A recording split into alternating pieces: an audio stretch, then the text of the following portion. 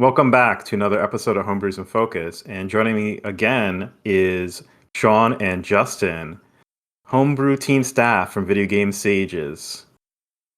Our temporary name. We had to add the S. If no one's aware, the temporary website name is a plural, Video Game Sages. Soon to be fixed. Welcome both. And the topic today is hidden gems. A deep dive guide to find all the gems in micro mages, all those hidden gems. And no, just joking. So it's a kind of a contentious term in the larger video game scene. What is meant by hidden gems? So I guess we'll kind of talk about what that means to you. I guess the most basic term of it, because stepping back from it, the contentious thing is like, what is really hidden? And that's more contentious, I guess, in licensed games when people talk about hidden gems of the NES, and they're like, well, what is hidden? So I guess for homebrews, it's really just things that didn't get recognition for one reason or another, kind of got lost in the shuffle, or new people entering into homebrews. Games they might have missed out on because they're caught up in the most recent releases. I don't know if that means anything different for you two, if you want to chime in. Yeah, I kind of just feel like a hidden gem is something that you've played and put some time into and enjoyed, and maybe others really haven't or haven't had the opportunity to, either based on obtaining a game that was either a really small run or was released a decade ago, or et cetera, et cetera. So I think just games that people appreciate and have found more interest in than other people may have. So yeah, I mean, I think you could argue that given the niche sort of status of homebrew generally, like they're all hidden gems depending on whether or not what side of the line you're on. So these are basically like gems among gems, but I think that's a good definition. It's something that you've played and enjoyed that you find yourself sort of talking about it to other people that might otherwise be in the know, and either it's not something that's really on their radar or something that sort of maybe they did notice or had forgotten about and moved in favor of something else. So, and I think with the various sort of stages of homebrew, I feel like that's something that can easily happen where a game can come out and maybe it's sort of building that momentum, but then something else comes out that really steals the imagination, and all of a sudden it doesn't quite get its full worthwhile time in the sun. Yeah, both pretty good, I'd say. All right, let's talk about the first game on the list. These ones we're only talking about NES games this time.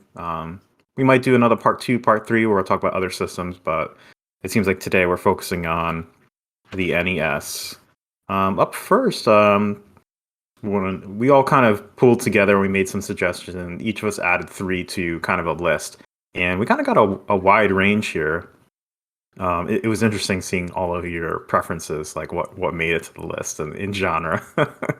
But anyway, first up, we got QuestForge by Order of the Kings. It's like RPG-ish game, top down, where you're dubbed you're Sir Nils, and you're a knight of this castle, and the king needs your help. And you kind of plop down into the game where the battle mechanic is like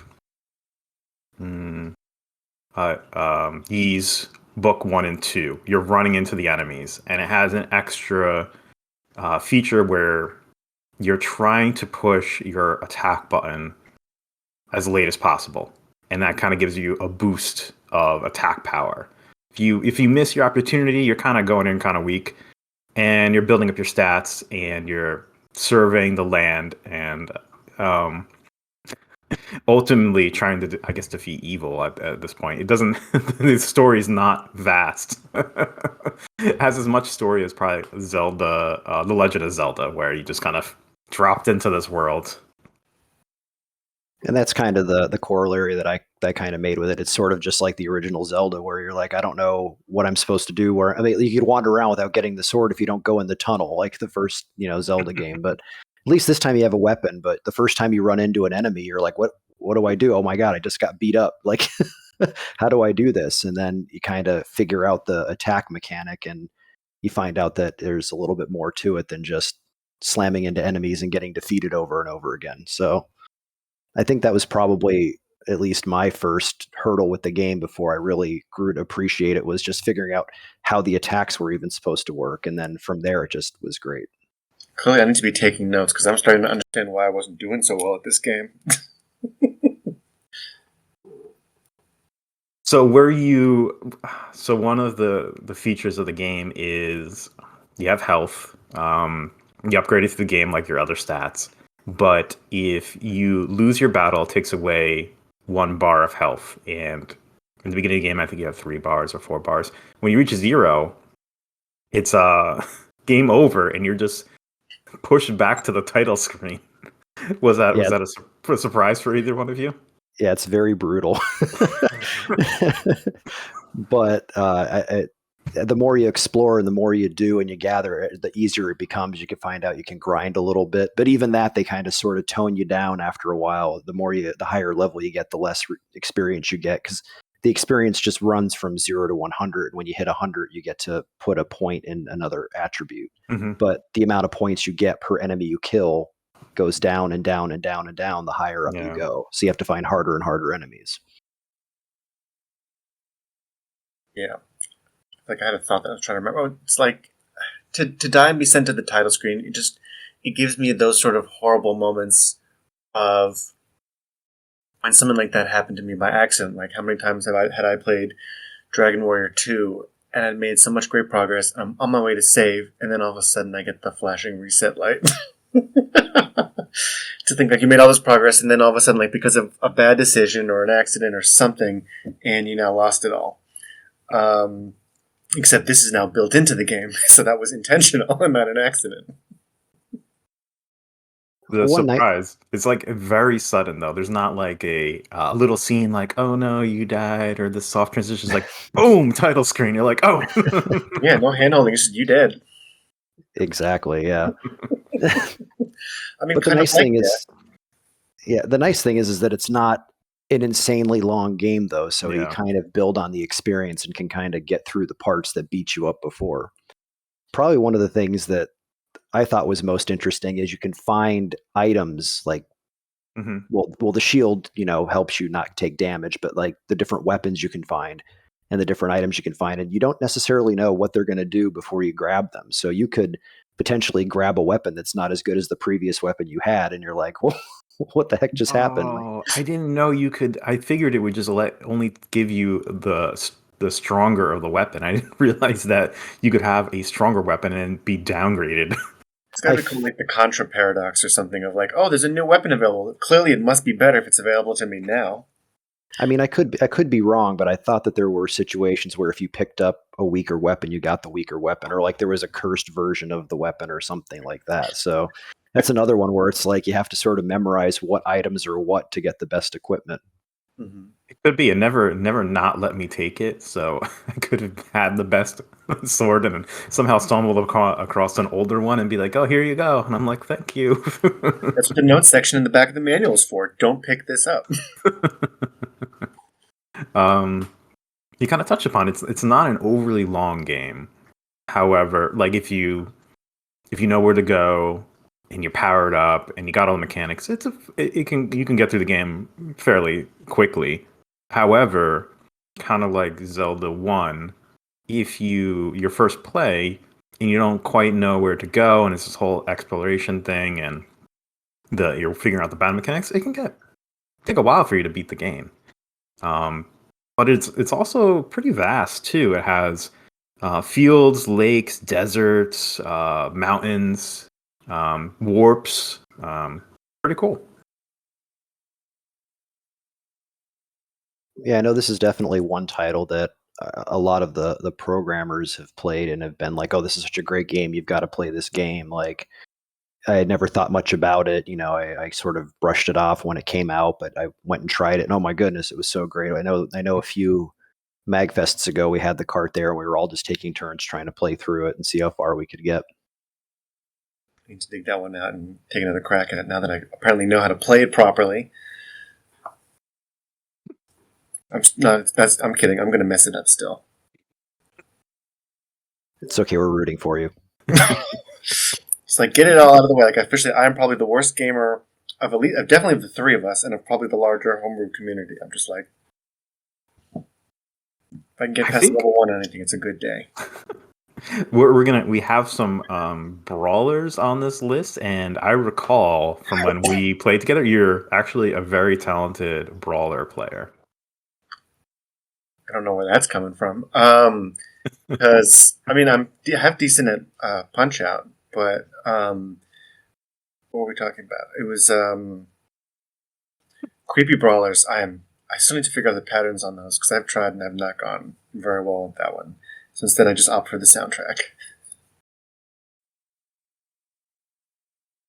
But if you do go back to QuestForge, it's going to be very satisfying when you beat it because of this instant death, game over. This whole dance you have to do with it being like, because you don't know when you encounter a new enemy, you don't know how powerful it is. Yeah. You don't know what level it is. You don't know what level you should be. So it's this whole dance of, should I try and beat this enemy? Oh, that didn't work out. Do I have to be 1 level more, 3 levels more? And then you get down to this 1 bar. And if you don't win this battle, it's game over. And you're well into the game and you're like, a chance it? And not to spoil it too much, but at a point in this game, you have to collect these items behind these keepers. I don't know what they are, knights or something. And I don't know if there's a particular order to them or a sequence, but there's this whole mystery of when you should go after it, in what order and what level. I always loved that feature of games. It makes me so nostalgic from when I was playing Dragon Warrior as a kid. Like, even just the first one, that notion of wandering just further out in a certain area, or crossing because you don't know better, or crossing a bridge and you have the suspicion of stronger enemies that are out there, and there's that flash of, here's a new enemy I've never encountered, or it's the cousin of one. It's the palette swap of one I have. Can I survive this battle? Am I ready? And the answer is no. Well, and with Dragon Warrior 2, it would be really mean to you about it because I don't know if you remember, but like when you get hit, the screen shakes. But when it's a fatal blow, there's a flashing red light across your vision that basically tells you that this is the one that killed you. To really just be like, yeah, don't come around these parts until you can actually take it on. So you imagine this more as a Western then. Don't be coming around these parts, partner. Pretty much. Like, it was just a great way of rubbing in your face of like, here's a fatal blow, you're dead, and you haven't even been officially told it, but guess what? You were dead before you hit the ground. I feel like you have some unresolved trauma from these games. Do you want to talk through that sometime? Don't even get me started, because the problem with like having a dirty NES console and not knowing how to clean it, and a copy of Dragon Warrior 2, and I didn't appreciate like what it meant that the battery was dead. So I would like play for hours, save it properly, come back the next day, and find it erased. I hate the intro music to Dragon Warrior 2 because of that. But I'm okay. How many times did you restart Dragon Warrior 2 because of that? We're not going to talk about that number. It's way too high before I decided to try and source another copy. I don't want to think about the fact that just by this point in time, from sheer time alone, that all of those batteries are probably dead. I do have saved somewhere how to like replace them on your own, as well as just how to replace them on your own, but to desolder it and replace it with something else, so that instead of having to do a massive like a more tedious job of replacing the battery by taking the piece out, but that you can now use a new like pop-out mechanism so that it's easier in the future. I don't know if I'm going to live long enough for that to really like apply that much, but I have a box of those holders So I guess like the last thing that if you want to send me a box of your boards, I'll I'll desolder the batteries and put the holders on. It's the knowledge of like I can get all that done ahead of time and have this all ready to go, with the certainty of and all these games that I had saved from like however many years ago, knowing they'll be gone, or do I want to wait to like have the soul crushing moment of and they're officially gone and then sending them out? You can. We're getting like way off topic, but Yeah. you can. There's a Um, Save the Hero project that they have. The Japanese, there's like some Japanese game stores and enthusiasts that have the Save the Hero project, which is basically a board that you can plug the cartridges into that will pull your saves from the board, so you save your heroes from your games before the batteries die and they get wiped out forever. Hmm. So that's one thing that I saw recently. They're actually kind of cool. I may need the that for other my one I Dr. was Fantasy Star. I was talking about is like I think they basically hook up temporary power to the board while you're swapping a battery, so that your memory is not wiped. This feels like that sort of Indiana Jones moment in that first temple of just trying to swap out the bag of sand. Yeah, that's not one I'm gonna try for you, Sean. I'm not gonna hook up live voltage to this while I'm swapping the battery. That does raise like so to get things back on track while using that. I know if he's listening, and I know he's not, and he'll be like uproarious about it. But since I know in the notes that you put in 3 different sources for where you can get it, is the Yes. Pico one safe to use? Um, I don't know. I swapped its board Okay. on my copy. So for anyone else, there's a question about the voltage of the board for it, whether it's safe or not. Um, so out of precaution on my side, I ended up swapping its board. I don't know if Pico Interactive has since fixed it or not. But there are 3 sources for it if you Google it: Pico Interactive, PJ's Games, or Pixel Heart. And Pixel Heart is in Europe. They have a EU website, but I don't know if they're in the EU. So if anyone's ordering from the EU, I don't know if you're gonna have to pay VAT taxes or not. But I couldn't figure out on their website where they are in Europe. So I guess we can talk about kind of its release. It was in 2015. It came out. If you're a collector looking for the releases of it, there was a limited edition released of it. I think it had different box art, but it's still available as a regular edition in those three publishers or storefronts I listed. I just wish we would get a sequel. I don't think that's going to happen anytime soon, though. I don't know. It could. So the developer Ludosity, I don't know if they're still making homebrews. If that was a kind of one and done kind of deal or not. I think it was kind of a one and done. If I remember the story correctly, he's a part of a a gaming company. They make games, and he was just kind of Mhm. like, "Oh, I'll try to do this," and he sort of Yeah. did it, and that was that. Have you played the other games he made? I haven't played them, but apparently he made an Atari 2600 game before this one to learn basics of it. And No, it's I like think yeah, Quest Forge prequel or sequel. I forgot what it is. Oh, no, I've never played any of the other ones. used to get him mixed up with Dr. Ludos. Who's Dr. Ludos? He made the 30 Years of Nintendo and a Okay. couple of other things.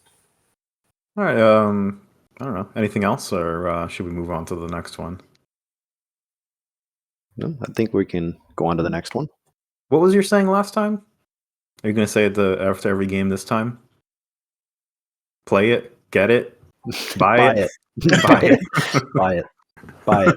I gets a firm buy it from the channel. In that order. Play it, get Yeah. it, buy it. No, those are the 3. Yeah, play it, get it, buy it. So get it is just like nebulously steal it from somewhere. Like It's still available, so buy it. Unfortunately, not available digitally, so you have to buy a cartridge. So I guess next on the list, Nova the Squirrel. And this is a game that wasn't really advertised or had a lot of social media talk around it. It's kind of on the down low of I think a lot of these games are discussing. Anyway, Nova the Squirrel. It's a platformer. You star as a squirrel, and you get abilities from your enemies. It's very much a game that you can explore in the levels because there are a lot of puzzle based ones, but also it's kind of a Mario or Sonic like. Got to move fast. I don't know. At least for me, I want to run through all the levels, and I think for that it's up for speed running. I don't know. I don't know. Other than that, there's a couple worlds in it. 33 levels in the game. Boss fights. Um, yeah. Well, I don't know. Any of you have anything to say on that before I keep rambling on? I like the whimsical design, and you can tell that Nova the Squirrel comes from Nova Squirrel's like sort of mythological Mhm. kind of background that they've built up. And they use in all of their games now. The Super Nintendo Nova Squirrel 2, one that they're developing. It's neat because you can tell there's a lot of personal investment in the character and in the world, and in projects like that, even if they're not the most mind-bending project ever, you still find something really endearing and cool about it. So It's a love letter that infuses a lot of Nova's personality and development sensibilities into their love of the games that inspired them. There's a lot of Kirby's Adventure feel to it, Yeah. but it's not trying to be too much like something that came before. It's meant to be, here's how I would take everything that I've learned, everything that Homebrew's learned, and build on that. Or here's how I would make it now. And it's definitely a game that for me is, every time we have a discussion about, okay, VGS wants to try and get into the publishing game, what do we want to do? Who do we want to reach out to? And Nova's always at the top of my list. And I think I remember seeing, I was just looking it up, Nova had said something about, I just had it, that's supposed to be released. I don't know if they have somebody lined up. Did something a couple of days ago about trying to fix something else, something about the tiny NES people. So hopefully that gets published because I would love cartridge release of that. Yeah, digital only right now, but the beat out to don't wait for buy it. you can get it digitally now and play it, and then I'm sure you'll love it. So then buy it once it is available. And show your support. Nova will be encouraged to make that physical release happen. Yeah, play it, harass the creator to release it, then buy it. Did you have a favorite ability? So the mechanism of the game, you're the squirrel. You can stun an enemy. That's your main attack. And then once you stun them, some of the enemies you can take their ability. There's a bunch of abilities: fireballs, hamburgers that you can jump on and then fly with. So that obviously was going to be my pick. I'm like the flying hamburgers. Like, how can you do that? Agreed. You could turn enemies into I think you can make ice blocks or something. You can make blocks that you can slide on in the ice levels. There's a few more. I think there's 10 abilities in all variation, but I think the burger one would probably be one because it's really surprising. All of a sudden, like burger. And then it's kind of twofold. You can shoot burgers to attack things, but also you can fly on the burger. And isn't that everybody's dream, really? Yeah. I know there's commissioned art out there of Nova the Squirrel flying on a hamburger. So if there's art made of it, it must be. I think it should just be more burger-based abilities. Like the frozen one can just be frozen burgers straight out of the grocery freezer section. When you hit enemies, their chips' teeth fly out. Like, my favorite ability isn't even technically an ability. It's just when you lose your life, the game just goes, die.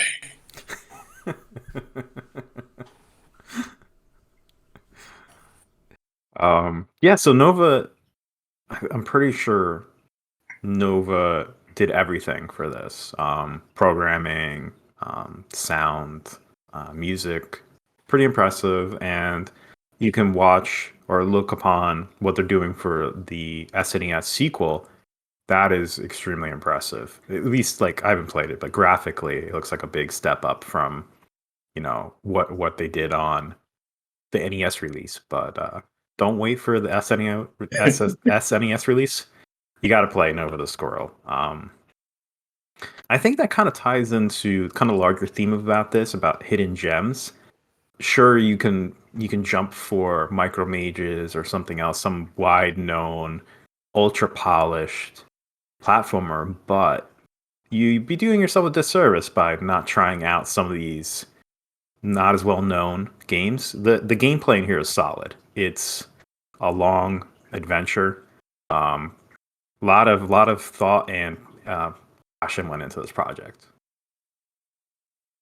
Nova hangs out at the cutting edge. Like they're, in addition to just the games, it's playing around with sort of the technology, what you can do with the code, and I think it's sort of a thing that's not often said out loud is that Super Nintendo Homebrew is not nearly as developed as you feel like it should be, given between how robust NES is and how pretty far along Sega Genesis Mega Drive is, and yet there's this weird sort of black hole where the Super Nintendo is, and I think a lot of people are kind of aware that Nova's also working on a tool that will help be a good engine for others to do for Super Nintendo Homebrew. All I know is the next release is going to have Mode 7 Sonic-looking levels, and that's kind of exciting. Any closing thoughts on Nova the Squirrel? Harass Nova to release this game. Don't harass them. And then buy it. Polite harassment, like not actually like Yeah. do it, just sort of like, hey, I like this game, but I want it physically, please. So do it. All right, so next up on our hidden gems list is NES Virus Cleaner. This is a game done by Sly Dog Studios. It was released in, what's my notes here? 2011. That is an early homebrew release. I think you kind of saw things in like 2008, 2009, 2010, but 2011 is pretty early in this aftermarket wave of games, with the homebrew enthusiasts and everything. So it's an arcade style game where you're combating a virus in your NES game, and you're set off as Click the hero, and you have to kind of go through all these levels and beat out the viruses, where each level stage has kind of set points you have to get to while avoiding obstacles. You also have an ability where you can set up kind of a gate that's kind of like a teleporter within the level, and eventually you'll face off against the big bad boss. So this is kind of a favorite of mine because I like these single screen arcade style games. I think it's pretty inventive, like the theming of it. And you kind of go through, it's the theming of it. You go through like the APU, the PPU, the CPU. It's also, and I think his imagination was this whole thing of like, what does the cleaning cartridge do? Like when you slip in that in your front loader, your top loader, that NES cleaner, what does it do? And Grinds cardboard into your pin cleaner. That's what it does. No, it's just a bunch of nanobots that are just going in and going. Makes perfect sense. But yeah, I mean, the game is quick. It's frantic. It's sometimes frustrating, but in a good way, because you're like, one stupid move, and it's got that fun classic Rob sort of bass heavy soundtrack. Yeah. Is there It's also a little notorious because of its inclusion on the Homebrew World Championship cart, where the level picked is a difficult level, and it should be, because like this is supposed to be a championship cart. So like, if that kind of like deterred you from playing it after that, still give it a try. Were there fundamental differences between the Click minigame that eventually evolved into Virus Cleaner, or is it more just like that's the minigame made for the 2008 minigame combo? I I played a little bit. There's some differences, but I think ultimately it's very similar. Yeah, I thought that it was an excerpt of the actual game. Got it. Because that click was on his less than certain series, like smaller than NROM. It was like his 10, 10,000. 20, There's 10, 1K 24. series. Yeah, the 1K series, yeah. I'm cheating. I'm looking up his website. Nice job. At least one of us is doing some work. Thanks. I do work on the back end. Chris did all the front end stuff. That's true. I'm just a slacker. I just ride the gravy train with both of you. It's great. You're the middle work stuff. You have like all the trivia. You're the one that can actually play with us for Jeopardy. We did that once on the assembly line. First winter episode. That's Mm. right. It was fun. With all the hot chocolate you were all drinking. Yeah. Super personal, super fun, very comfortable. So this got a kind of a bunch of releases, I think. So you can get it for free right off of Sly Dog Studios website, available digitally. He likes to do this with his games. He just wants people to play them, so he releases it. You can get it digitally for free. You can also get a copy from Second Dimension. They released a cartridge, and before that, we were known as Airwalk Studios. So I think you can get one floating around secondhand from Airwalk. And I'm not positive, and Justin or Sean, maybe you know this. Did Sly Dog self-publish it before this? Or was it self-published just the digital? Because you can get the digital of it that is not attributed to Airwalk or Second Dimensions. I feel like there was another version of it. I think I might have it in a drawer. So that's what I think he's going to go do right now. I don't have another version, but I do have a book. Oh, the book, the homebrew book, yeah. Like, ironic, like what book I'm picking up to check out like a Rob product. It's okay. We'll forgive you for this transgression. It's okay. Yeah. Yeah, I feel like there was a basic cartridge only release that wasn't from, because I remember when the Second Dimension one came out later. Right. And that was the one that was sold with the actual like aftermarket cleaning kit. Yeah. So I remember that. Oh, interesting. But I thought that there was... Well, no. So, I mean, this must be wrong because it says publisher Airwalk. So it's possible that Adam made copies for Rob, but he didn't have the rights yet. It just says limited 45 non-numbered cartridges made available via Nintendo Age. Artwork done by Kahan. Cartridges assembled by the Nolan brothers. Okay. So there was a self-published version that Sly Dog did with various people to help him. And then eventually made its way to Second Dimension, who owns I don't know if they still own the rights to it, but you can get a copy from them. You know, I think there's some agreement where they can continue to sell them. I'll hang on to the book in case I need it again. Apologies in advance. Now you can be on the trivia team. You have the cheat sheet. I'm trying to work on some other ones. There is a homebrew trivia game in development, but I'll wait for the person behind it to reveal themselves. And Sean did a great job on that. He beat me to any trivia I could have contributed. I'm trying to use the kind of trivia I remember from like Bart versus the World as far as like a template in terms of like difficulty level and like what kind of questions I should be asking. I was good at that game. So, any of you ever beat it? Virus Cleaner? I haven't either. I'd get to a certain point. I'd get to a certain point and just be like, I can't do this anymore. It's the beeping, because like it's like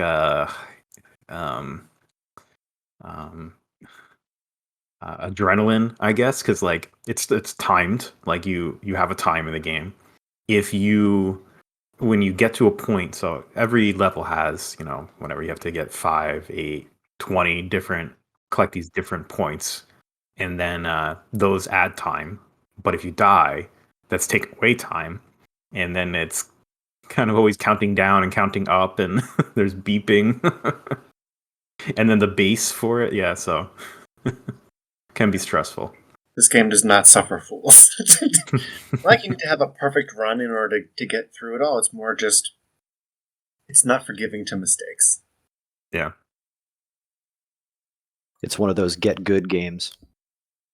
I'm suddenly realizing that all the games that you pick, Chris, they have creative and kind of middle finger to the player death kind of situations. So Quest Forge, you're just back at the title screen. Nova, you just get like a very guttural die. And then for Virus Cleaner, you get a very sort of like, oh my, face of click when you lose. Glutton for punishment, I guess. It encourages you to try better. Yeah, and I guess it's like I like these arcade type games, and they let you jump right into the gameplay, but they're also punishing. You don't get a lot, like as far as an ending, you like it's not like a RPG or storybook ending. It's kind of like done. And then you get the end credits. Yes, clean. Adequate job, I guess. Play again, but it's harder now. Yeah.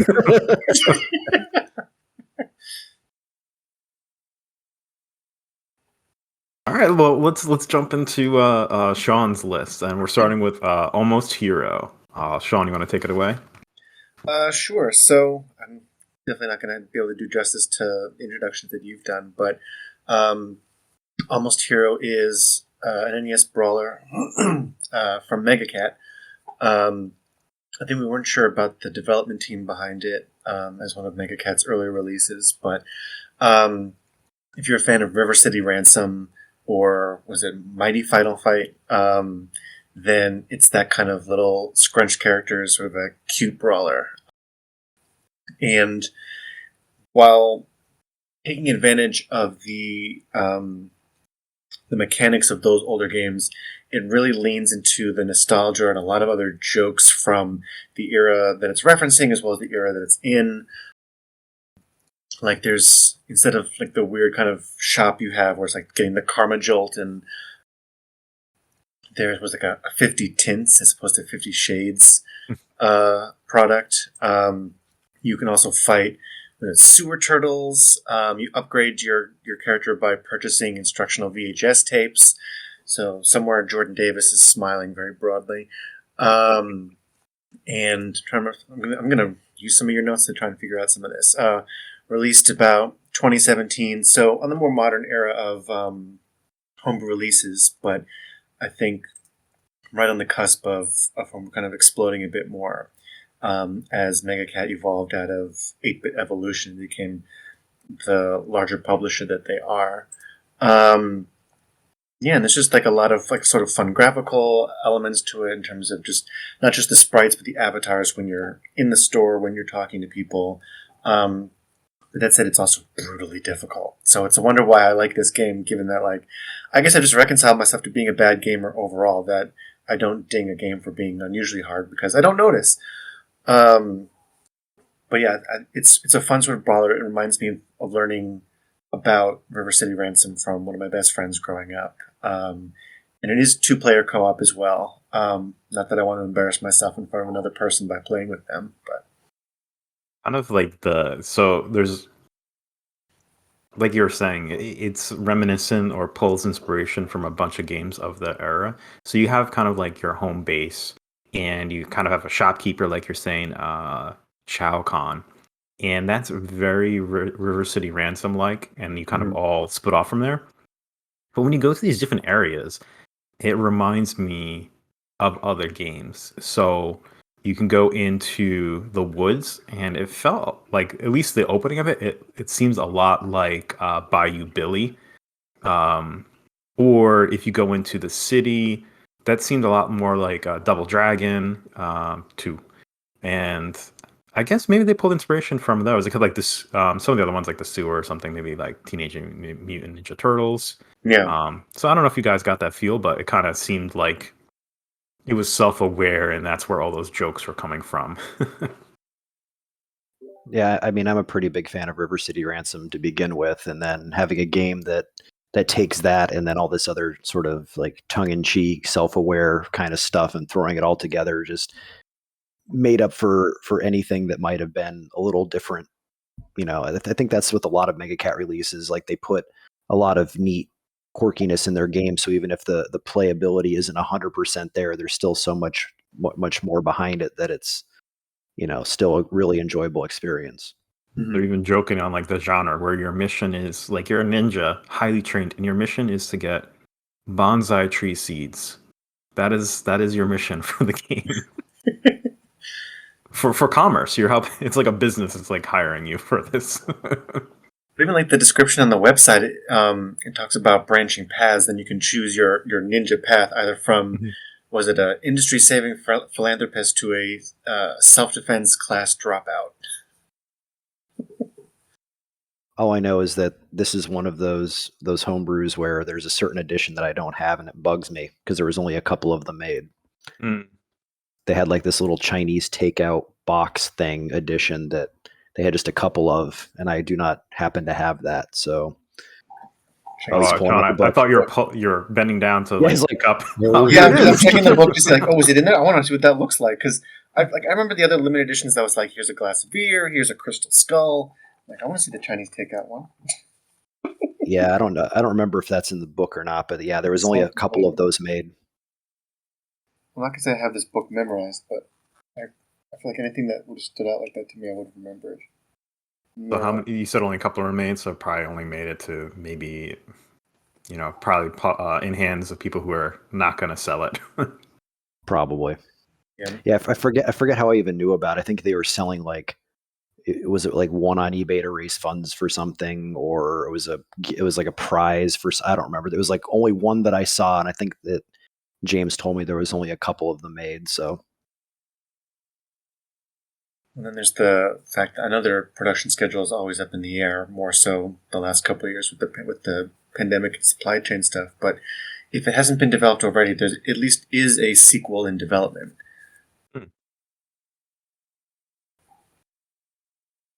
So you can still get this game from Mega Cat Studios. No digital version, only physical. But it's still available. Mm-hmm. As well as in NES and Famicom cartridge options. Mm. So get a friend and buy it.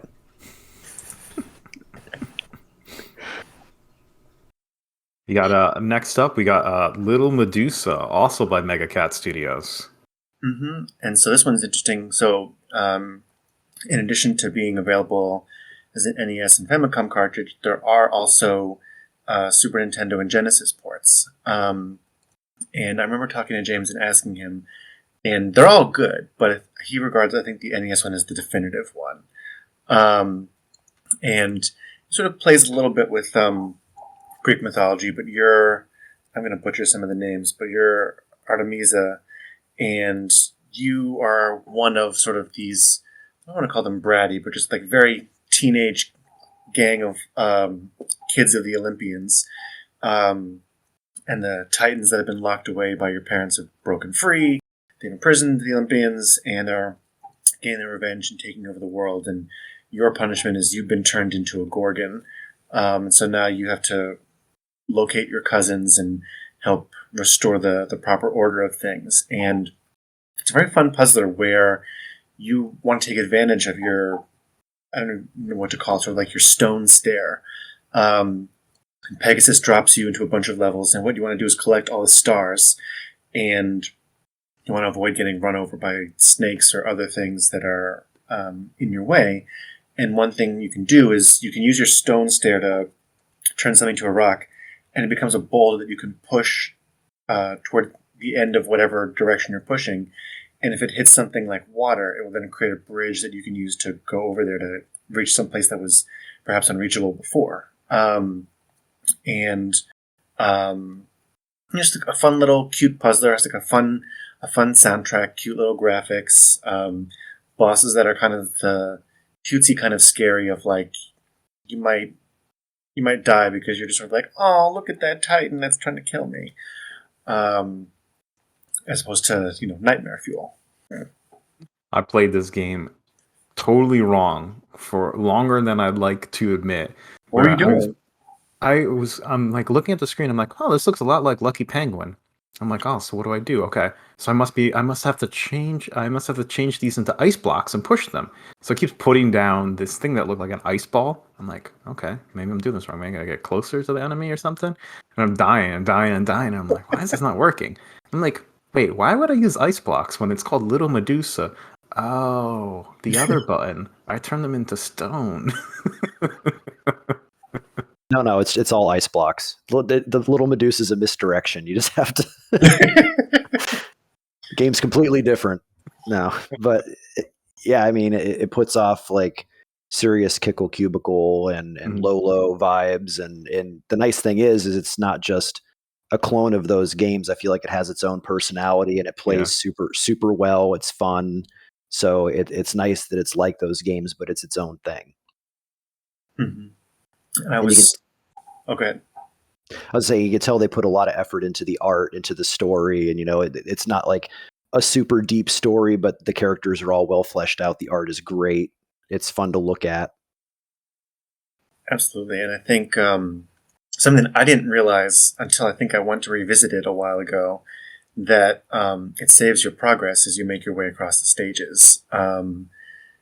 So that you can, and not only that, but you can also go back and replay previous stages. It's a nice way to kind of, if you haven't played it in a while, to kind of kick the dust off of something a little bit easier and then go all the way forward to where you left off. It's just a fun little puzzle. I think it's deceptively difficult because unlike something like another Mega Cat production like Ronio's Tale, where a lot of the difficulty is even just figuring out the path of where you should be moving in the first place. This one being more open space things, there's a lot of different places you can move, which really sort of lets you fall into the complacency of I can walk around anywhere and not need to worry. Which, like, there are many different options or ways of going about it, but you feel like you're able to wander, and so that makes you not think as much about your strategy. At least if you're a terrible gamer, like. He keeps upping the difficulty in different ways. So at the first, you're introduced basically the two enemy types, and you're just kind of pushing the blocks. You have to collect a certain amount of stars in the level and you move on. But then it starts putting in one-way direction arrows, where you can only, when you go over something, it kind of propels you, or you can only go in one direction. To then introducing ways you can manipulate those one ways to kind of rotate them. Then it's got rotating like fire breathing blocks. There's boss levels in it.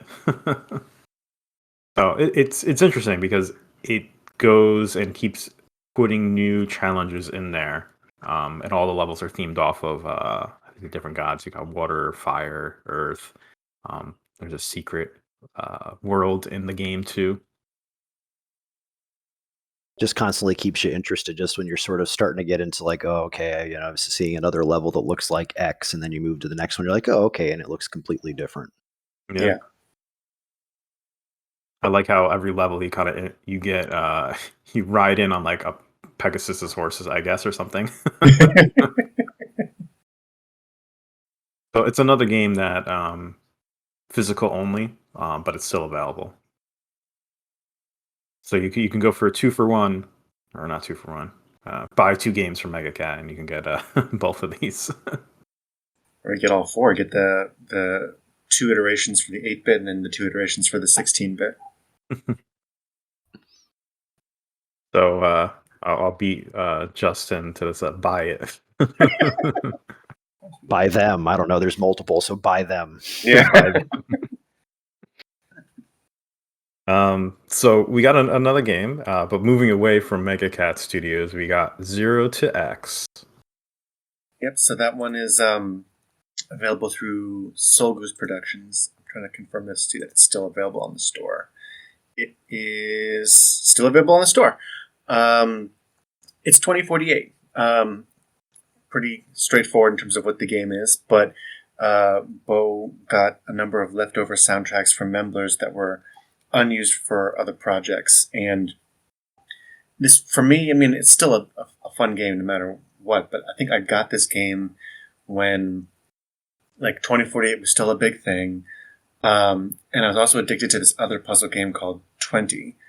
So I was just in a very puzzly place. And I think for me, especially, the soundtrack is what makes me so addicted, because it's not even that it really cycles through them. It's each game you play will loop one of the songs. And then when you lose and you go back to the title screen and you start over, the next track will then start playing. And I don't know the names of them all, but I'm addicted to whatever the second one is. So I kind of don't mind losing right away, just so I can like really try for that second one and have that. And it's this fun chip tune of, I can't even really put my finger on a vibe because the tracks are very different, but they're crisp and they're light and they're fun. Unlike some of the other ones we've talked about, I don't feel like it really rubs in my face if I'm not a good gamer. I do think, I think Bo discontinued having a leaderboard for 0 to X scores, but I think at one point I reported it to him, and he's like, "Yeah, you're in the top 10 now." But I don't think I've gotten an X yet. I think I've either gotten an X or an X2, but I haven't gotten the furthest that anybody's gotten. Like someone got like an X3 or an X4. Yeah, to definitely piggyback on what you're saying, I think the soundtrack is one of the best parts. And I remember Bo talking about it back when he was just releasing it. He was saying not only did he get music from Memblers, he was literally able to go into the Memblers chiptune library that apparently he had made chiptunes years and years and years before, and has had like a huge repository of songs that he had made. And Bo was just kind of allowed to be a kid in a candy shop and just pick and choose which ones he wanted, and like curated this specific soundtrack for this game. So even though it's derivative from another game, it just plays really well. It's very slick even on the Nintendo, and then on top of that, the music is just killer. So it's really cool.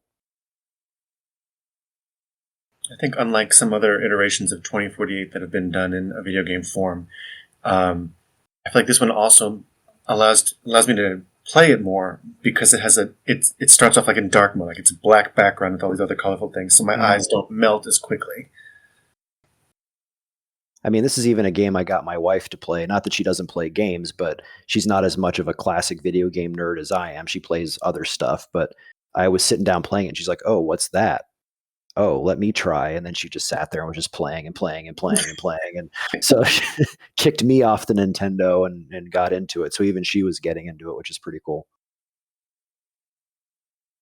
Definitely one of those games that once you kind of play it for a little bit, you kind of get hooked to it. It's you talk about all the music, but the gameplay, it doesn't come across well. Like if you just see a video of it or something, it's something you have to kind of test out for yourself. Yeah, it's the excitement of of making progress, of getting further along than you have in the past. This game's relatively straightforward, and I think it's that excitement of not just when you get to a new one, but it's that anticipation of what does the next tile look like. And there have been advanced versions of that elsewhere, like some of my friends in law school, like there was one that they could play with where you could swap out the tiles for photos of each other, and it was like, okay, who's like the 2, who's the 4? Sean's the 2, and like Alex is the 8.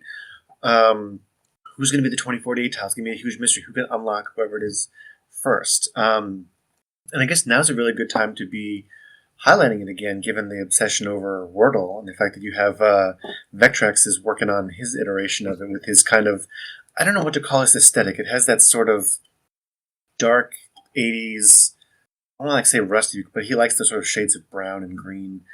Like he's looking to make an NES version of that. Like, cool, we got these sort of puzzle games back up. Great time to sink back into 2048. Soviet sci-fi. That's his aesthetic. Is that the name of it? I don't know. I just made that up. That's a good name for it if he hasn't given it to them. Like, here you go. You can just define it. We're going to start spreading that one around. Make Soviet sci-fi happen. And I also remember when Bo was laboring over making the limited editions for those, which is another one I still don't have but need to get. But I remember him trying to figure out exactly how to paint the boxes, because the limited edition, if you haven't seen it before, is basically this wooden box with a magnetic clasp. We took the clasp that was on it and put a magnetic seal on it. And on the box is painted black, and then they're made to look like the actual tiles from the game. So there's a few for each number all the way up to X. So I remember him trying to like figure out how to paint it just right, and was getting frustrated with the bleed over, and it took him a long time to sort of get those assembled and put out. Because if there's one thing he can say about Bo, is that he's definitely a perfectionist when it comes to what he does. He likes everything to be exactly how it's supposed to be and how it needs to be. He doesn't rush anything out. So the end product was pretty cool. He'll teach himself skills in order to make stuff like that. Like, was it for Swords and Runes? He taught himself that like wood burning skill to make the sort of wooden tomes that he kept the boxes in. It's like you were saying, you're looking for the limited editions. I could have sworn there's one on eBay. There's a 7. It's still there, I think. I'm just lazy. I keep holding out hope that Bo will send me one, and that just keeps me going. But yeah, no, like you're saying, I think it was either his dad or his grandfather that he did those tomes with for Swords and Runes. And then when he did Spookatron, he got the printer and the laminator and like built the boxes for the limited editions himself, and was just teaching himself how to do all those things. Oh, I guess moving on, Justin, you have on your list number 1, and you this is kind of like your unsung hero, where you will, anytime chance you get, you will speak up about Armed for Battle and how people should play it. So why don't you talk about it and tell us why Armed for Battle is this hidden gem that you will shout from the rooftops about? Yeah, if people usually ask me what my favorite homebrew is, at least one of my top, if not my top, is probably Armed for Battle. So Frank Westphal made this game. I love real-time strategy. Let me just start off by saying I love real-time strategy games. I think they're great. Your actual ability to play real-time strategy games on the NES is very limited, and this happens to be a real-time strategy game for the Nintendo, which blew me away at the time and still blows me away to this day. And you're just sort of in this kingdom. There's a bit of a story to it. There's a bunch of levels. I think there's 20 levels. There's a story that goes along with it, with different commanders, different abilities, different units. It has everything that a good real-time strategy has, and it has resource management, worker allocation, building armies, and then a whole new sort of screen for actually fighting the battles. You fight enemy soldiers, you fight enemy monsters in caves, and it's just it blew me away, like I said at the time. And then now, 8 years later, it still blows me away, and I love it. And you never know when the next thing's going to come, and it just might be a nice, easy little fight, or you might get utterly crushed, and sometimes you don't know. But that's part of the fun of real-time strategy, just the amount that he was able to cram into this game. And this was like his first NES game, and I can't, it just shocks me to this day. And if there's another game that I want to have a sequel, it's definitely this one. Like a few small improvements here or there, but it's awesome. So if you have a chance to play Armed for Battle, you should give it a try. And don't just give it like I don't understand what's going on try. Like actually learn, because like the thing about the game is when you first see it, you're like, oh my God, there's so much going on. How do I work all this? But when you get into a flow of how everything works, like you're researching upgrades, you're moving your people around, you're training these things, you're sending your scouts out, like, and the NES is like handling all of this stuff. And once you sort of figure out how it all works, you get into such a great flow with the controller, and you just flip between all the different screens and just do everything in tandem. And it's when you get into that sort of zone is when the game gets really fun. Yeah, Frank, he did a pretty good job in the manual and supplemental information up on his website. I'll add it to the description that you can look at it. But my introduction to this genre, I guess, was Age of Empires for Windows 95, I think. And it's similar in aspect, but since it's on the NES, like, obviously, toned down a little bit. Not in strategy, but in, I guess, presentation. So you kind of get three screens. You have kind of like a map where you can see your home base and eventually the enemy, but it's covered in a fog, basically like similar like of Age of Empires. Then you got your base where you do all of your building, all your resource management, and it's kind of divided into, you got workers from your base and you're collecting all your resources. An area where you can build things, and this is where you're building like your troops or training wizards or building catapults, and then you have a screen where you can do upgrades, like you're saying, and then the battle screen. And it's different if you are defending or if you're attacking, but basically you set up your troops that you've built or that you sent out, and there's like I think eight you can put on. 8 are in the battlefield, and you have kind of reserves until either you defeat the enemy or you run out of troops. And the troops are sort of rock, paper, scissors, kind of how they all sort of fight each other. Like you can just brute force your way through a fight, but they are very rock, paper, scissors. One type of bosses or one type of character is strong against another type. Even when you're fighting the monsters, like the swordsmen are good against the ogres, the archers are good against, whatever, the dragons. So it's very rock, paper, scissors. So you can kind of build your armies depending on what you're going to go fight. So it's cool in that regard. I mean, that was one of my favorite genres in PC games back in the 90s was, Command and Conquer, Warcraft, Age of Empires, all those things. So to see it in any aspect being on the Nintendo is great. So I don't know if It does look overwhelming, like Koei, like overwhelming, like what is going on?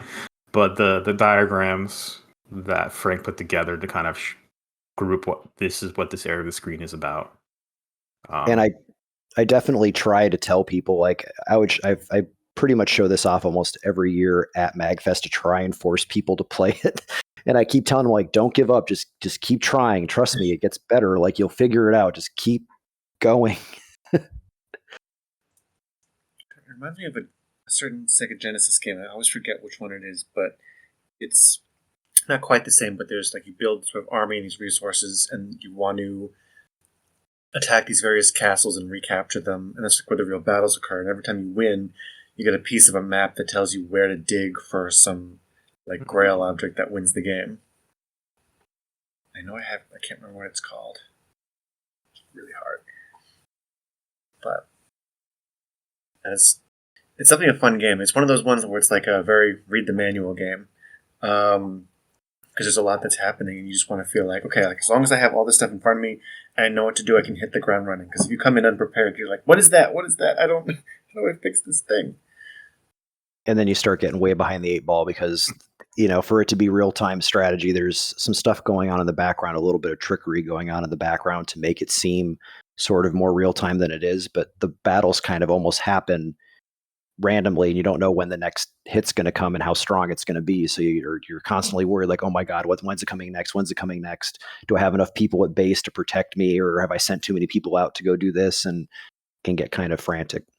Which is sort of the smart thing about it, because it's more reflective of actual real-time strategy instead of I'm going to build everything up so I'm the strongest possible and then I'm going to go looking for battle, versus this can happen at any time, so I really want to be in the best possible position at all times because I don't know when the next one's going to come. So it's more reflective of actual lordship and management. You kind of like, and sorry, I'm bringing it up again, but Age of Empires, it's really my only basis for this. It has like a story mode like that where you kind of get missions, or you can kind of do, I think, like a random battle per se. But if you do the story or the missions, it kind of eases you into it, kind of like a training almost. So you get the first one where it's just like, collect this amount of resources. So then it kind of teaches you, okay, got to send out the workers. And then I forget what the next one does, but eventually you ease into your first battle. So you're not kind of thrown into like a full game all at once with no idea what's going on. It kind of eases you into a bit before you're kind of contending with every aspect of the game. Yeah, he definitely, you can tell, I think he also realized that it could be overwhelming, so he tried to ease you into it, and I think he does a really good job. It's just sticking with it. So, and this one is available still on INL's website, so definitely buy it. and harass them to make a sequel. There's also a demo. Yeah. You can download a demo ROM of the game to kind of test it out, but kind of like what Justin was saying, like give it a chance because it's a lot to take in. Watch a video, or better yet, since Justin, you're here, what are your tips and tricks? Because that's one thing. Because you said the rock paper scissors of the battle. That's one thing I don't quite understand. I haven't played enough of it to be like, this is how I actually win at this game. Yeah, other than getting into the flow, because I feel like Mhm. being able to manage the screens is sort of a skill you have to develop, is being able to cycle through them and do multiple things, especially as you get further into it. But figuring out what the rock paper scissors aspect is, but also don't ignore the upgrades. And for people that like traditional real-time strategy games, it's impressive how many different types of upgrades that he's put into the game. There's upgrades to make the troops not only stronger or faster or have more range or whatever, but also how fast you gather resources, so there's all sorts of upgrades that you can put your resources to. So you kind of have to figure out how to balance upgrading your troops versus just making more troops.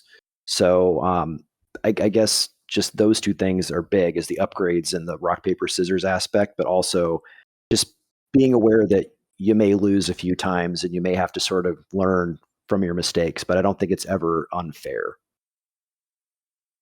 This came out in kind of two versions. There was a limited edition and the regular edition. I think the only difference between the limited and regular is just cartridge color. I don't know if you have that. Yeah. Justin. So I have it stored away somewhere. It was pretty much just the cartridge color. I thought maybe there was like one other small thing. Like I think on the title screen it says like what number your card is. Mm. Actually, I'm on the website now. Let me look. Blue cases. Just looking at, there's something about collectible magnets. Oh yeah, that's right. You'd have a chance to get. There were cutouts of the different units. So like in the actual battle screen, the units, you'd get like a chance to get certain ones. I think it was random. You get like 2 of them or 3 of them or something like that. I love that Two they ex- use oh, a rarity chart. then it says here also limited edition includes 2 extra bonus levels and cheat options. Mm. Ooh. And then extra goodies like you mentioned, battle scene photo, character fridge magnets, and a CD with the early source code. That's right. Okay, it did. It But did come with a lot. yeah, but then the overall box and manual and everything are Mhm. pretty much the same. I think the title screen though does have like what number yours is Yeah, on the extra 2 levels. That's big. it. Mm-hmm. Didn't know that one, yeah. This is where me as a variant collector all of a sudden kicks in like, wait, there's new actual like game content? So the developer Frank, he's big in the homebrew scene as far as I think he makes boxes, manuals, printing. Big supporter of everyone. And did he end up making any other games himself, or is this it for now? Just Armed for Battle. I felt like that was it. Yeah, he kind of just did it, and that was it. I mean, I could be wrong, but yeah, I don't remember anything else coming out. You mentioned something about like he was holding on to limited edition number 40 as where is it? Might have number 40 might have plans pertaining to a future homebrew. But he's mostly like the box. He's like one of the box producers now, isn't he? Because he's made that really cool poster Mm-hmm. to mimic license era purchases of here's other games that you can buy along the homebrew set.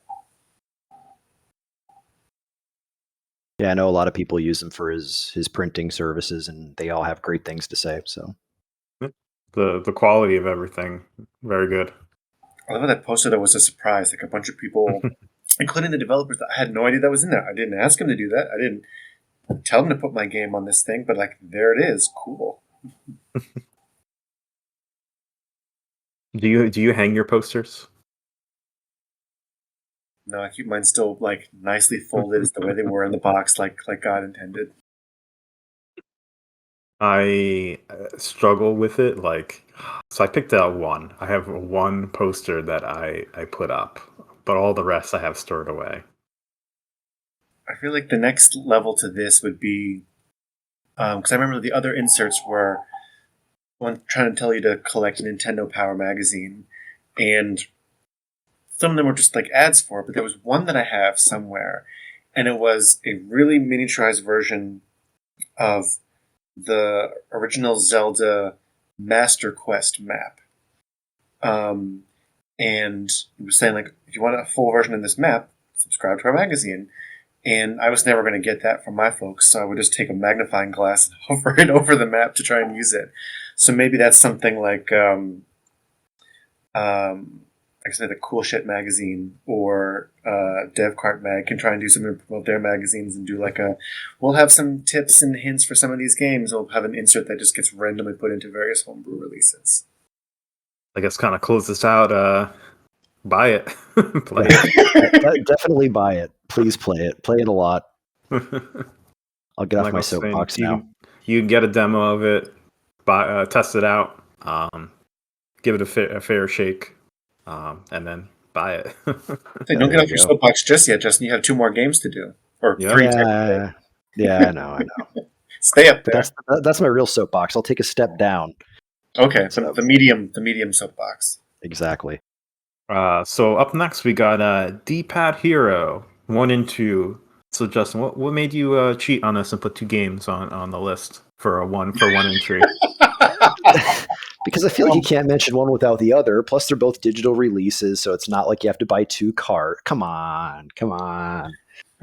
So I'm a big Guitar Hero / Rock Band fan. Also, in case you didn't know, Adam from Second Dimension is like Rock Band, Guitar Hero, guitar aficionado. Like, he's ridiculous. So if you ever want to see somebody play ridiculously well, hook up with him. But anyway, like I said, I like the rhythm games in general, but the ones that really hooked me all the way back to the original Guitar Hero was basically Guitar Hero. And then Rock Band brought all the people together and made it even more fun for a party game. But D+Pad Hero, again, taking another genre of something that I love, be it real-time strategy with Armed for Battle and now rhythm games with D+Pad Hero, trying to take those experiences and sort of compress them down into the capabilities of the NES. And the reason why I feel like 1 and 2 both kind of need to be mentioned is because 1 was obviously the start, brought a couple cool songs and sort of had the more Nintendo aesthetic, and then D+Pad Hero 2 like completely upped the ante with the graphics and has all this like crazy like sort of 3D perspective stuff coming at you, like, and completely just blew the original, at least graphically, out of the water, added more content and everything else. So I mean, that's the reason why I mentioned both. I got away with it, haha. But this I picked this one specifically also because this is an older release and never had an official physical release. So I feel like people nowadays that are just getting into the scene have never seen it or played it. Plus, people back in the day may not have really played it much because it never came out on cartridge. It was just sort of a ROM that was out there. And I almost wonder if people look at it and think it's just some sort of weird hack or something because you're like, D+Pad Hero, what's that? I don't know. So, but if you actually take the time to grab it and play it, it's neat. And the songs are pretty cool. They're pretty varied, the tracks. And yeah, so I'd love to see some sort of like more official release of this, or see like a revamp of it from the creator and maybe have an actual release for it. It's kind of set up where so instead of your guitar, you got your NES controller on the screen, and you got kind of like music notes coming down the screen. For at least number 2, it's set up like kind of like, I think the game's called K-Lax or something, where that perspective is coming, coming towards you on the screen, and at the bottom of the screen you have your controller. For number 1, I think you have to do button combinations like left and A, up and A. And then I think for number 2, they just kind of come down to different buttons on the pad. So you got A, B. But also number 2, you also introduce kind of hazards, I think. Like there's skull and bones to avoid and things like that. Like bombs almost, yeah. Yeah, and it also includes achievements. That's your other big thing with games, achievements. Yep. I definitely am a sucker for achievements. Like, why can't Nintendo have achievements? I mean, they don't even need to make them like gamer score, or they don't even need to make them like trophies like with the PlayStation. They just need to have like a mushroom level achievement, a fire flower level achievement, a star level achievement. Like, just use the Mario. Like, come on, they can do it. They can do it so easy. It's such like a the stupid Jackbox gimmick. games, kind of like random achievements, like, hey, you played this 3 times and still failed, or something like Yeah, that. yeah. I don't know. I mean, It's like, I buy plenty of Switch games, but at the same time, I'm like, if I'm gonna play the Switch version, or I'm gonna play the PlayStation version, I'll usually pick the PlayStation version because usually it runs better, but also because it has achievements. So I feel like I'm getting at least something for my. And that's actually one of the big things about Study Hall. So that was the first homebrew that really like hooked me into the homebrew scene. And one of the great things about Study Hall is it had achievements. So I mean, that was like, wow, you can do stuff like that even with the NES. So I mean, props to Kevin. Con. Props to him. I mean, I Oh feel wait, like, no, wait. I mentioned Kevin and I didn't. oh, yeah, you just sell some of those, because I'd buy one, or just have them Yeah. appear in like very random things, just like open source. Like, here's the picture. Let's see how much different crap we can get Kevin's face on. Just like see how. Yeah, but little do you know that Justin has a closet full of them, because the only way you can get that one is by ordering 200 of them. You can't just order one mug. I think I ordered like 10 originally. It's like so I made a graduation gift for my attendings for when I graduate fellowship here in like 7 months, because I have this inside joke with them, and I ordered mugs, and it's like you get one, it's like $30. You have to order at least like X amount. So I had to order a bunch of them. But yeah, I think I'm all out of the mugs. I think I have one extra shirt lying around. I have an extra pen. And then I have the blanket the Bunny Boy made me. I actually just refound it. That's the best thing. It was actually made with the NES too, which makes me so happy for that crazy Bunny Boy loom project thing he made. I'd say, at least at the outset, I don't think it's cheating, because for all the other games we've complained, this absolutely needs a sequel. Here you are, finally giving us a game that already has one, and just being able to There include you it go. in there. Yeah. And you just download and enjoy both. And of course, unsurprisingly, I'm terrible at these games. My mixed race family is deeply, deeply ashamed of me for failing in a rhythm-based game. I tried. No, I was trying. I brought it to. So I have a friend. He's an avid gamer. I'm always bringing him homebrews, and I brought him D+Pad Hero, and he mopped the floor with me.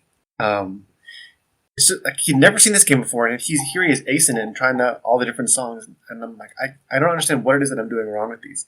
Maybe we just need like a D+Pad Hero 3 or some kind of one developed by somebody else in the community, and hell, maybe by Kevin, or even like Tim from Orb, to incorporate the peripherals, like having like a D-pad hero that makes use of like dual zappers, or uses the power pad. Like, why don't we have an NES based DDR?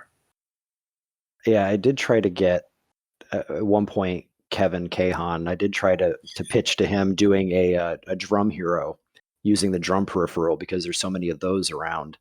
Because he's a drummer. I mean, he also plays other instruments, but he's a drummer. So I was like, bro, make a drum hero. That'd be awesome. And I think for like half a second he like sort of considered it, and then he was like, nah.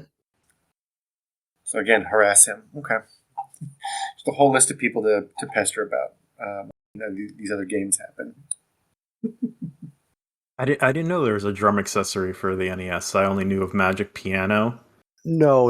It's not a drum accessory for the NES. The drum accessory for Rock Band. Oh, okay. So you need like a converter for that. Yeah, like but it's just a USB connector, so you could just make a converter and stick it in. I'm Okay, assuming. Another console that had one, like not the N64. Like, wasn't there another console somewhere before that had like one that was like specific to Donkey Kong? There's drums for the Congos, the GameCube. bongos, the bongos, yeah, the Congos, Congo, whatever.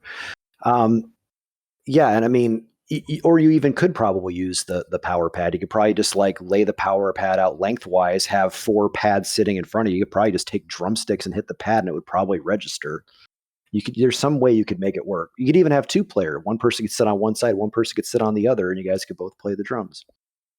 And it sounds like you just talked yourself into adding that into the NES OS system, since you're going to be having a USB input for it. Yeah, maybe. Or maybe I'll reapproach Kevin and be like, hey, we have this way you can put the USB thing in here. Just make it happen. So note to all the followers of this podcast, start harassing Justin now for your copy of D+Pad Hero III with dual power pad drum capability. Coming You 2020. single-handedly will cause a spike in the aftermarket of Guitar Hero or Rock Band accessories. Exactly. So we're rounding it out with the last on the list, Zooming Secretary. Yeah, so this is another one from a while back. I wanted to get at least one of Shiru's games in here because he made a chunk of them around this time, and they're all sort of neat, quirky, relatively small experiences. Instead of Alter Ego, that was actually a pretty big experience. That was another great one. If you haven't played Alter Ego, play that one too. But this one I picked over Alter Ego just because it's just such a quirky, neat sort of game. It's Zooming Secretary, it's in the name. You play a secretary who's new to her job, and you're trying to go around and like do your job, and then you have all the people around the office as the levels progress getting in your way and making things difficult for you, and you have to go get the file, go to the phone's ringing, one phone's over here, one's over there. So it's the one screen arcade sort of experience, but it can get very frantic, and you're getting asked quiz questions while you're doing it too. So it's just such a cute and fun and neat game that I felt was really unique. And again, it was a download only kind of thing. It was just a ROM. I mean, I made a cartridge of it along with Shiru's other releases like Lawnmower and stuff. But yeah, it's another game that I feel like a lot of people would never play or appreciate. It's like sort of goes back to those original NES games. But it has so much character, and it's so fun, and it's just a neat sort of background. It has a female protagonist, so that's another great thing. So Yeah, so like you said the coffee, you have like your boss, if you walk by your boss giving you like chit chat or something that slows you down, then you have like a love interest in it too.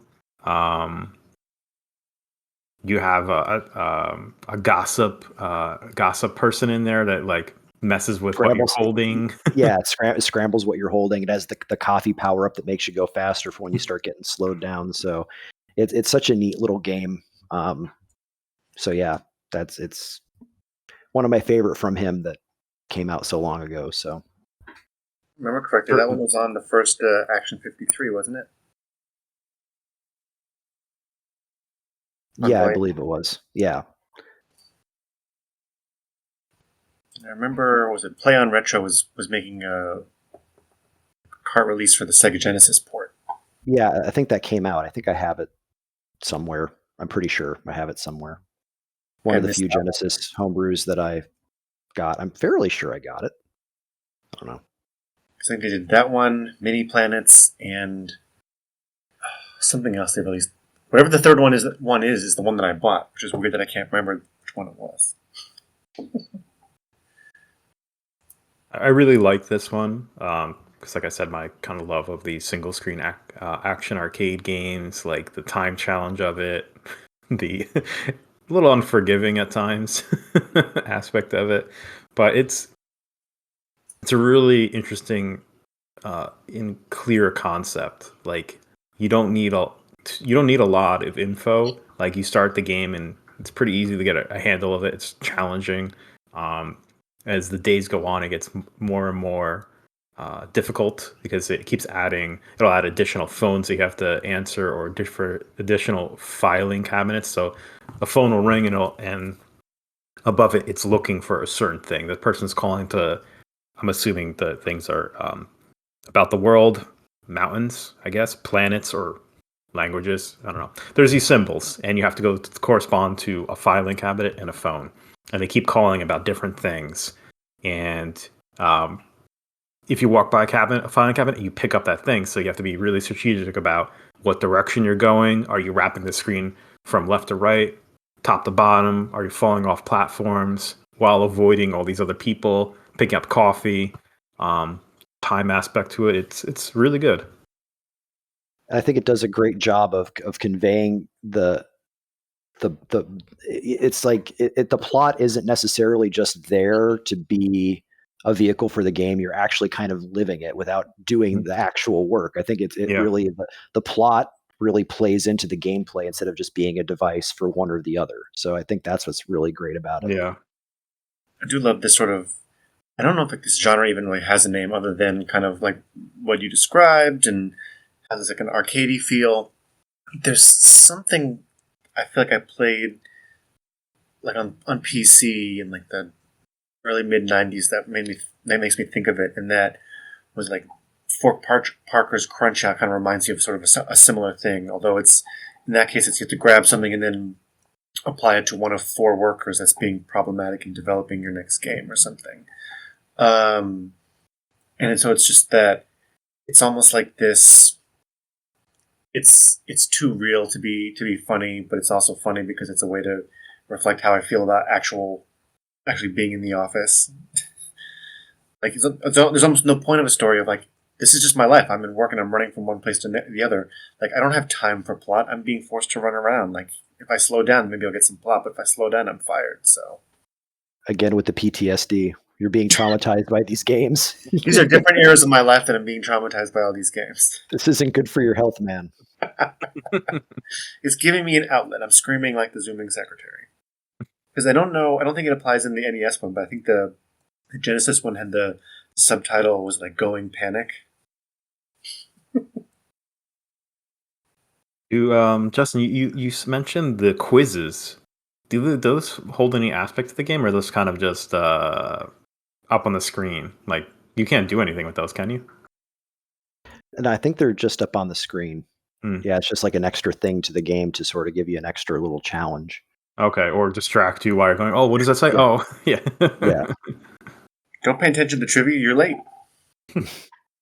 So you play Monday, Tuesday, Wednesday, Thursday, Friday. If you make it all the way, you get the weekend bonus. Anything else for this one? Definitely download it and play it. Mm-hmm. It's free, so I'll include it in. Make your own cartridge, then sell it to yourself. Yeah, don't sell it to others. Send the money to Shiru. Yeah, that's fine. Is there anything that this one we didn't prepare for, but whatever, I'll toss it out there. Is there something that made it onto your honorable mentions list that if you had a number 4 that you would have added to this list? So one game that didn't make the list that I sort of wanted to have make the list, but I didn't put on here was Tailgate Party, because I feel like that game was so innovative and cool and fun, and I feel like it just didn't get the recognition or the spotlight that it deserved. But for those not familiar, Tailgate Party is a game that uses the power pad, and it's pretty much cornhole for the NES with a story and multiplayer 2-player mode, and it's really, really fun. You literally take bean bags and you throw them at the power pad, and you sort of register it just like a game of cornhole. So yeah, I mean, Tailgate Party does a lot of things that I like. It's a game that's fun for multiple people. It's a party game, sort of like the rhythm games. It uses a peripheral that people have stuffed in their attic or their basement somewhere that never thought they'd have any other use for. So it reuses that. And then it even has a story. Like, how can you turn playing cornhole into an actual story? But he has a real, like, fleshed out, championship, fighting your way through the dark, seedy underbelly of the cornhole champions. So no, I think that one's definitely great. And if you can find a power pad somewhere and some friends, to definitely give it a try, it would be a great game to have a few drinks to and play. Yeah. And you can also play alone. You don't have to have friends. You can be a friendless person playing your way through the story. So you don't even need friends. The power pad will be your friend. I guess if I have to pick another one, this is where I'm going to put in something to cheat, which will be, I feel like it's not that they're like hidden, but I think that people think of it for the novelty of it, and it kind of can come and go. But I feel like the Action 53 series is sort of like a hidden gem, because some people think of it more just for the compo. Some people think of it as where a lot of games that they have loved have some kind of origins, like Nebs and Devs, like Project Blue. But I think to just sit down and go through everything that's in those multi-carts. This is me cheating across multiple carts in multiple games. But I think to actually just like go through what's included within them and really see what's in the imaginations of devs that are making something at this point in time is like a really cool thing to play some of these games. Not that everything on all of those carts are gems, but there's just some really fun things where you can really just get lost in some simple premises that sometimes like you almost don't want an explanation because like loving some of Nova's work, like what is forehead black guy? Like what does that even mean? Like I don't need to think about like how a guy shooting bricks out of his head makes any sense. I'm just jumping into the game and throwing those blocks out and having fun doing that. And definitely the compo sort of lends itself to neat little experiences that wouldn't necessarily translate well into a full game. Mm-hmm. And then even the ones that do translate into a full game, it gives it sort of like a way for people to play them and try them before becoming full games and sort of figuring out what makes the whole process better. So even though I will admonish you for cheating and picking like 100 games, I will say there are a lot of gems in there, and they're covered very well in the Assembly Line podcast. So if you want to go listen to those episodes, they cover those entries very well for the most part. But yeah, there's a lot of gems, a lot of gold in there that you can sort of dig out and just goof around. Yeah, like you said, a bunch of games that aren't big enough to be their own individual releases. And here's like a reverse of the PTSD I've been expressing is like, I love the concentration room game. I used to love playing those on like shareware as a kid, and to have like an NES version of that, and to play around with that, and then get my ass handed to me by the little girl. I guess maybe I am triggered a bit. But just like to have that simple game, like no one would buy that game if it was its own individual cartridge, but to have some place where games like that can be grouped and purchased and played, definitely. Yeah, big fan of the Action 53 Compo series for all the reasons you said. And MT's artwork. Yeah. So what's your honorable mention? Yeah, I almost put on the list, and I'm glad that Justin put on Armed for Battle, because at least this genre got some attention in the episode. If I had to put honorable mention, or if Justin didn't put on Armed for Battle, I probably would have put on Tower Defense 1990.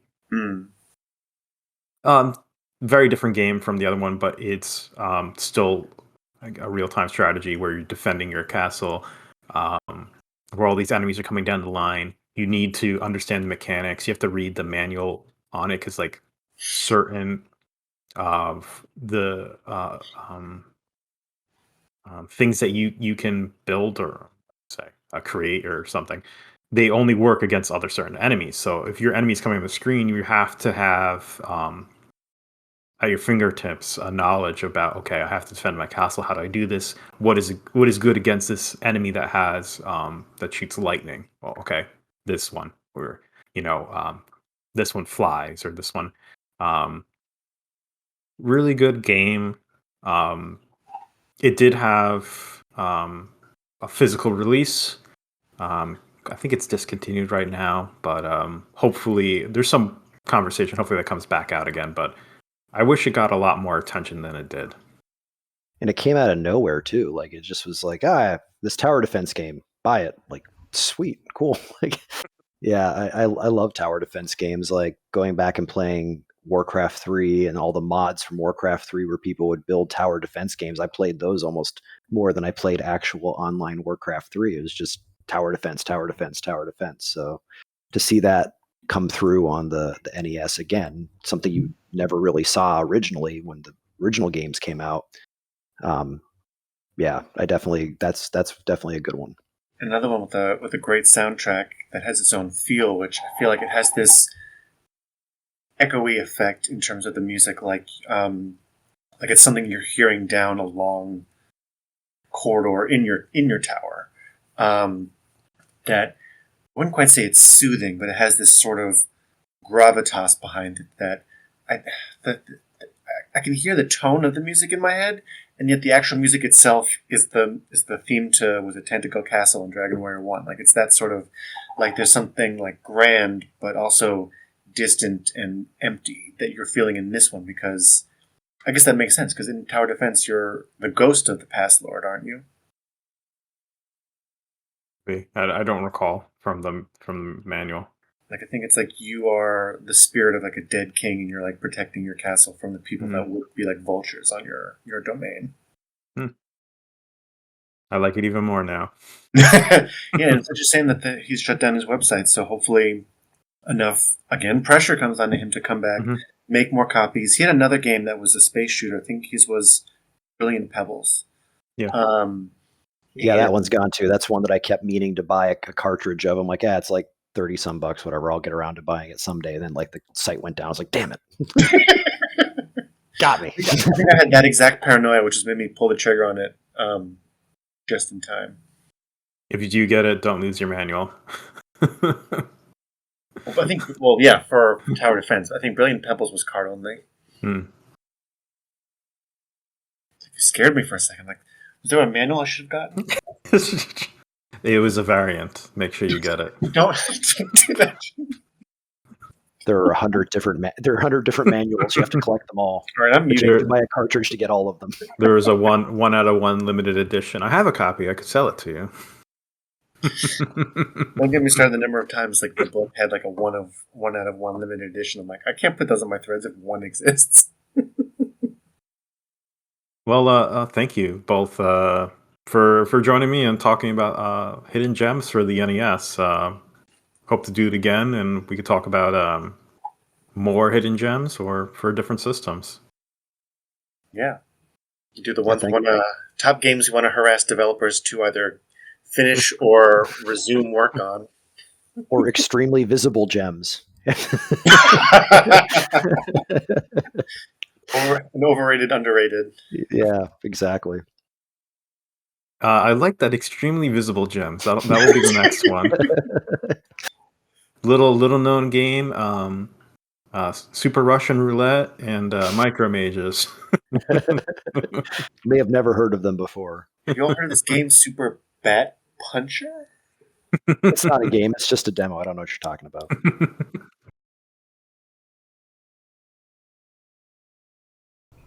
Deadeye here. The episode closed out, but there was some content that I removed out that I wanted to put back in towards here. It was off topic, but the conversation was good, and I think it should be played. So we're starting off where Justin picks off about his comment about Tailgate Party, and now he's making a pitch to a game he would like to be seen. After he did that, I was like, well, what other innovations, what other things could you do with your work? Because I'm a fan of, if you don't have to kill yourself working on something, why do it? If you have something that works, keep using it.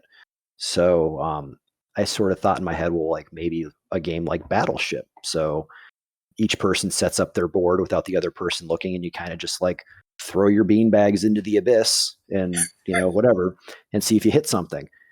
And of course, the power pad's only so big. So, you if you're going to make an actual game of a Battleship, you need multiple power pads or come up with a creative way to change it. But sort of spinning off of my previous love for strategy games, I love the Advance War games. I think they're great. Like the ones all the way from the Famicom Wars through the Game Boy ones through all the way through the Wii and everything else. I love the Advance War games. And I was thinking to myself, so what if it wasn't Battleship, but it was like Advance Wars mashed together with a game like Battleship, and instead of being on boats, you're like an artillery commander, and you sort of, pick a quadrant that you want to shoot at, so you don't have to use multiple pads. You can kind of pick a quadrant, and then you sort of shoot your thing out into the abyss, and if you hit something, then it could be like a tank or a jeep or whatever. And then based on that thing that you hit, it takes X amount of hits for it to die. But it could also move a certain amount. So the Jeep can take less hits, but it could move further away, making it harder for you to figure out where it's going to be next. And then like the tank can only move one space, but it can take more hits. So something like that, sort of like a game of war, but you also have the component of having to actually throw the beanbags, be the artillery commander, and accurately hit the targets. So it's not enough to just find the targets, but to also hit them. Sort of reminds me of, you ever play the board game Captain Sonar? Mm-mm. It's kind of like that. And so it's sort of this real time battleship sort of game where um, I don't like doing the real time version because it's way too stressful. But essentially, you have two 4-person teams. I think there's a captain who is making orders about where your ship or your submarine is moving along a territory that has certain limited movement, because there are maps with islands, so like you can't go into a square where there's land. And then you have people whose job is to keep track of the movements of the other ship as those movements are being called out. And you're trying to track, based on the movements they're doing, what are the possible places on the map they could be. And everyone else is trying to, every movement requires something to be damaged, something else gets repaired, so that you have functionality to attack the other ship. So it's like playing Battleship with a moving target, while also trying to take in clues by actively listening to the opponent to figure out and deduce where they're located based on their movement. That sounds pretty cool. Yeah. As long as you're not doing it in real time, because like you're listening to everyone else scream and everyone else move, you're like, I need to fire the shot before they move again.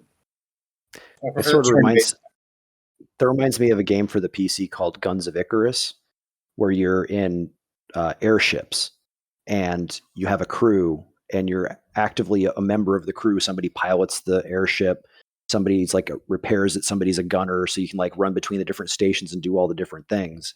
And you're just flying around fighting other people's airships 3D in real time. It's pretty cool. Anyway, nice and off track now. Or you can just like go full-size Battleship and have him do a functionality of 4 power pads put into a 4 score. So that actually doesn't work. I think only 2 power pads can work at a time. Ah, darn. What was the max amount of peripherals that 8-bit Xmas, whatever it was? Oh yeah, that's right. It was the snowball fight one, or no? I'm not. I was thinking of the I know what you're talking about. the arcade game that was Killer Queen clone Mm-hmm. or something. Maybe it's only 2 then. I don't know. Yeah, Put them in with a 4 score or something. I thought I was told that you can only, I think 2 is the max or something like that, unless there's some way around it. But that was my original thought, was to have like 4 power pads. But then I'm like, how many people can own 4 power pads? So then I came up with the idea for either quadrants or like multiple areas, and you just select a grid that's the size of the power pad, and then that's what you move to attack specific areas to make the game map bigger without having to have a crap ton of power pads everywhere. Go all the way. 4 power pads. I mean, sure, it could be an option. The news article writes itself. Nintendo forced to make new power pads after a very curious run on the peripheral. And the only way that you can play one player against the CPU is you need Rob the Robot. It's the only way. Yeah, Rob will throw the beanbags. He'll pick them up and just drop them on the spot. It just be him walking around the power pads, and you have to try and actually hit him. I wonder if someone is considering doing a homebrew using Rob the Robot, like that he does something. I don't know what the capabilities, what else you can do besides like the 2 games, Gyromite and Bunny Boy for one of the Xmas dances to the flashing. So there you go. That's about as much as you're gonna get. Maybe you can help out with D+Pad Hero. Yeah. He'll push one of the buttons slowly. Yeah, real slowly. It's not about timing it to be exactly right. It's having to time it to be exactly 5 seconds off. That's real rhythm right there.